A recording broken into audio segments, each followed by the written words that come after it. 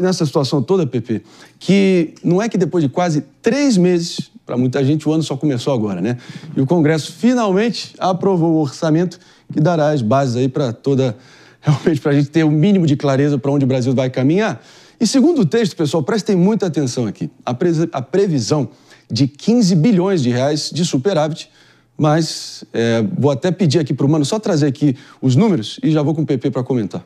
Pois é, Marinho, a gente tivemos a aprovação de um orçamento fictício.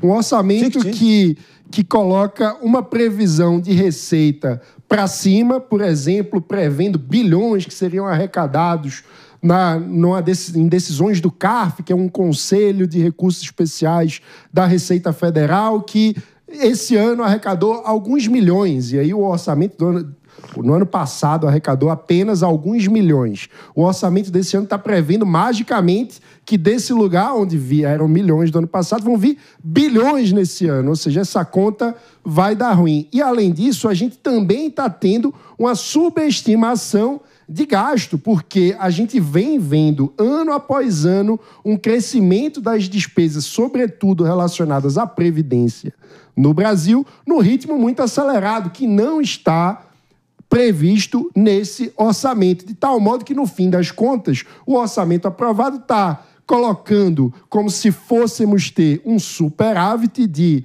13 bilhões e, na verdade, vamos ter, ao que tudo indica, segundo estimativas da IFE, que é a instituição fiscal independente ligada ao Senado Federal, portanto, técnicos de carreira independentes que fazem uma avaliação da questão orçamentária brasileira, no lugar de superávit desses alguns bilhões, nós teremos, na verdade, mais um déficit fiscal nas contas públicas, como, aliás, tem sido a regra nas últimas décadas. E isso tudo, né, Pepe, no momento onde o próprio governo anuncia um corte na monta ali de 7 bilhões de reais no próprio Bolsa Família, que a gente discutiu agora, corte que afirma o próprio governo para tirar pessoas que estão irregularmente recebendo esse auxílio. E aí?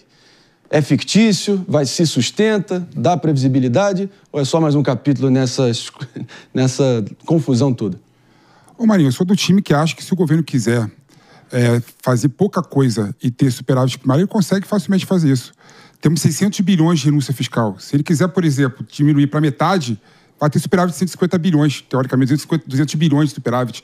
Então, ou seja, o Brasil tem mecanismo, sim, de chegar ao superávit primário. A pergunta é, ele vai querer fazer isso? Isso é importante para o Brasil? Ou não é importante para o Brasil? Nós temos que pensar outras formas de atuação e do papel do Estado na economia. Esse é o ponto principal que a gente tem que colocar aqui. Claro que há outras possibilidades também. A gente viu aqui o caso do Pernambuco, por exemplo, que a governadora conseguiu, de forma muito rápida e de forma muito técnica, cortar várias concessões de Bolsa Família dado ilegalmente e injustamente, né? O governo federal não consegue cruzar os dados com o estado de Pernambuco, por exemplo, que já está avançado, e fazer uma redução desses valores pagos devidamente de Bolsa Família. Então, com certeza, parte também do valor que o governo pode conseguir para atingir o tal superávit primário, né, é também fazer um pente fino nos programas sociais. Tem muito problema, tem muito erro, a gente sabe disso. Você sabe aquela história de cobrir a cabeça e acaba descobrindo os pés, minha cara Aninha? O governo vem lá anunciando aí que vai realmente tentar fazer uma devassa assim no Bolsa Família, trazer mais eficiência ali, cortar todo tipo de irregularidade, mas logo na sequência anuncia o pé de meia na monta de 10 bilhões. E é como se um acabasse neutralizando o outro para tentar manter o mínimo de vestígio. Vestígio não, mas realmente demonstrações para manter sua popularidade no momento de queda livre, né? Então, Marinho, 2 pontos sobre isso que você colocou. O primeiro é que eu acho que existe uma diferença grande entre o Bolsa Família e o pé de meia.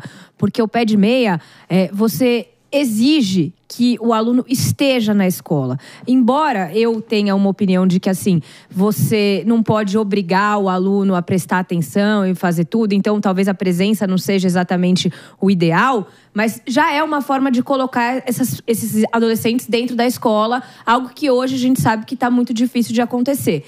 E aí, eu coloco o seguinte: quão bizarro, porque não tem outro termo, é que a gente esteja anunciando como se fosse uma grande notícia que o governo vai fazer aquilo que deveria ser básico, que deveria já estar instrumentalizado corriqueiramente dentro dele, que é fazer a varredura se as pessoas que recebem os benefícios, eu não estou falando só de Bolsa Família, realmente estão preenchendo as condições para receber esse benefício. Então, assim, não, nós vamos fazer uma varredura. Meu, você já devia estar fazendo varredura toda semana. Isso devia ser paulatino, devia fazer ocasionalmente, corriqueiramente, para ver se não está pagando um benefício indevido. Isso não é uma novidade, deveria ser feito o tempo todo.